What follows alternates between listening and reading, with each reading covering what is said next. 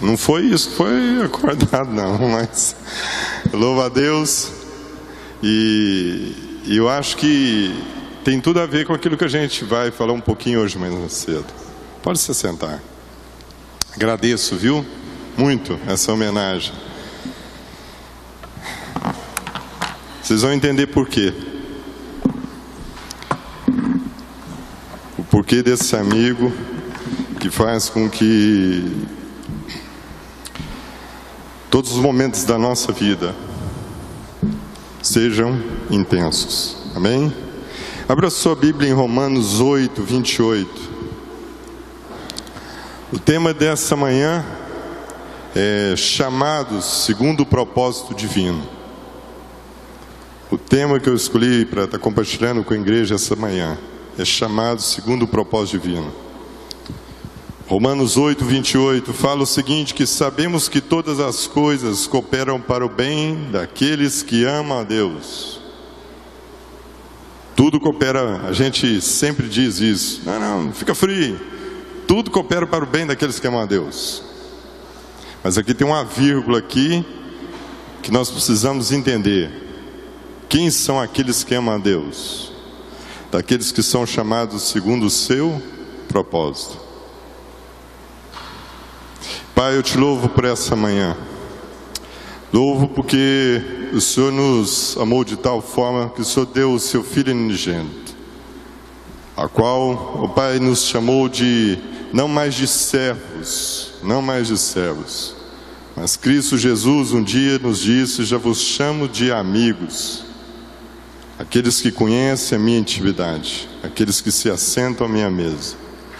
Por isso, ó Pai, nós queremos cada dia mais fazer entender esse chamado nosso, essa vocação, para que possamos cumprir sempre, ó Pai, todos os dias da nossa vida, com seus desígnios, com seus propósitos, que sabemos que são retos e justos. Louvado seja o Senhor. Amém.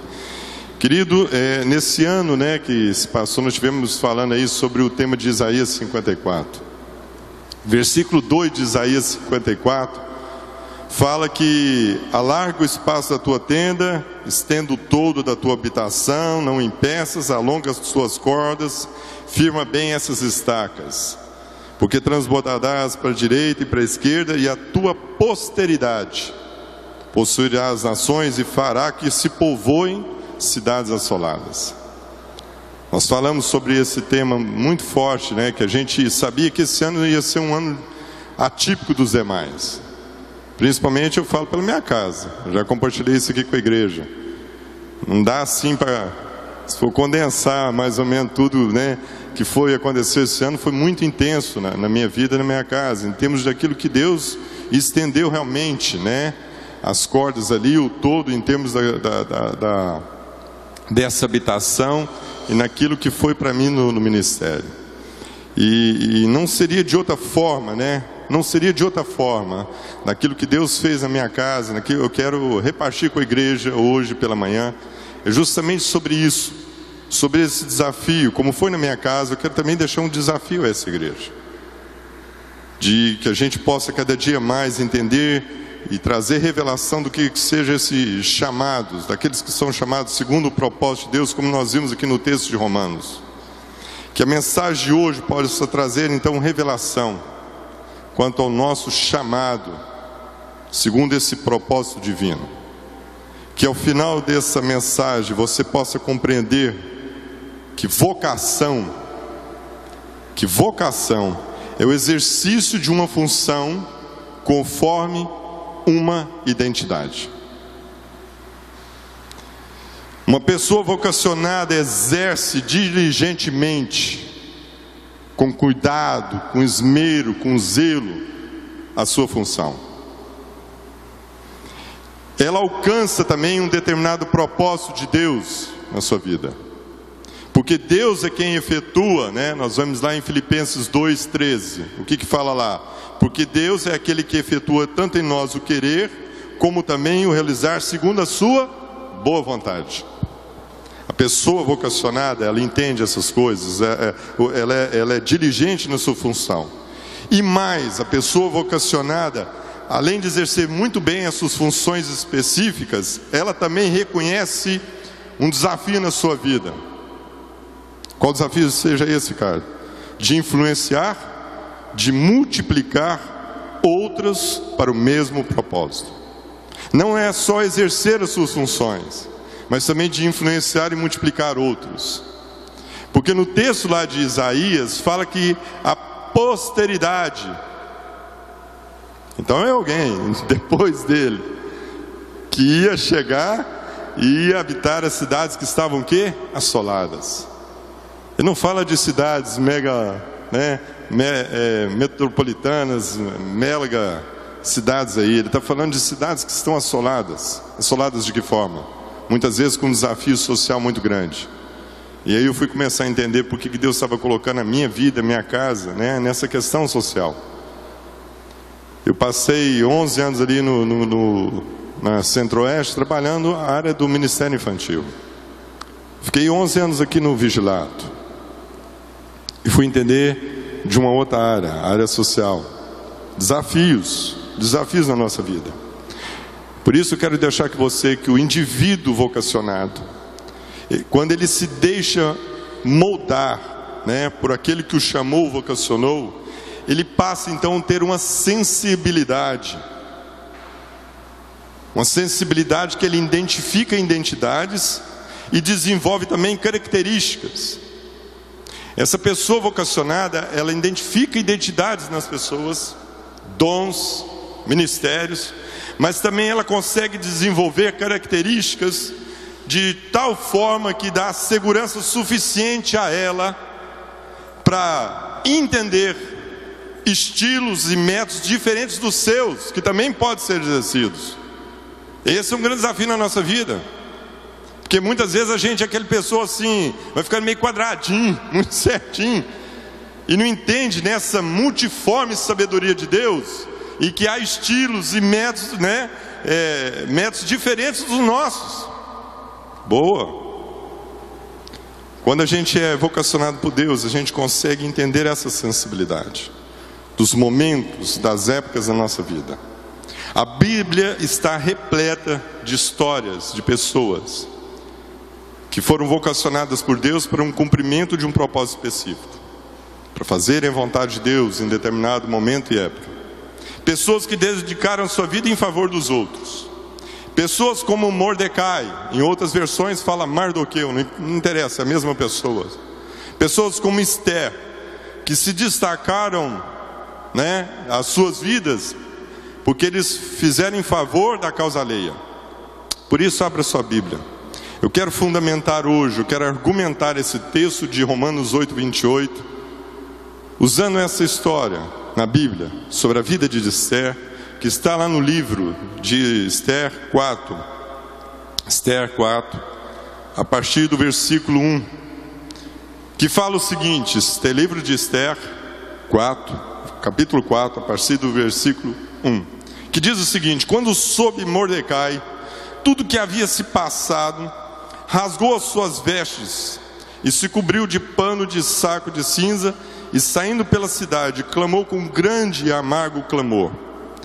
Ele chegou até a porta do rei, porque ninguém vestido de pano de saco podia entrar pelas portas do rei. Em todas as províncias aonde chegava a palavra do rei e a sua lei, havia entre os judeus grande luto, com jejum, choro e lamentação. Muitos se deitavam em pano de saco e cinza. Então vieram as servas de Esther, os eunucos, e fizeram a saber com que a rainha muito se doeu. E mandou roupas para vestir a Mordecai e tirar-lhe o pano de saco. Porém, ele não as aceitou. Então Esther chamou a Hadac, um dos eunucos do rei, que esse lhe dera para servir, e lhe ordenou que fosse a Mordecai para saber aquilo e o motivo. O motivo de Mordecai estar daquela forma, tão triste e abatido. Saiu, pois, Hadac à praça da cidade para encontrar-se com Mordecai à porta do rei. Mordecai lhe fez saber tudo quanto havia sucedido. como também a quantia certa de prata que Amã prometera pagar aos tesouros do rei para o aniquilamento dos judeus. E também lhe deu o traslado do decreto escrito e que se publicara em Susã para os destruir, para que se mostrasse a Ester e fizesse saber, a fim de que fosse ter com o rei, lhe pedisse misericórdia e na sua presença suplicasse pelo povo dela. Tornou, pois, Hadaque e fez a Ester saber as palavras de Mordecai. Então Ester respondeu a Hadaque e mandou dizer a Mordecai: todos os servos do rei e o povo das províncias sabem que para qualquer homem ou mulher que, sem ser chamado, entrar no pátio interior para avistar-se com o rei, não há senão uma sentença. Quem chegar lá sem autorização, só há uma sentença: a de morte. Salvo se esse rei estender para ele o cedro de ouro, para que ele viva. E eu nesses 30 dias não fui chamado para entrar ao rei. Fizeram saber Mordecai as palavras de Ester. Então lhes disse Mordecai que respondesse a Ester: não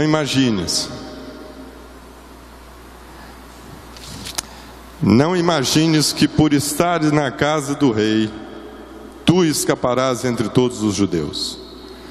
Porque se de todo te calares, porque se você ficar calada, de outra parte se levantará para os judeus socorro e livramento, mas tu e tua casa do teu pai perecereis.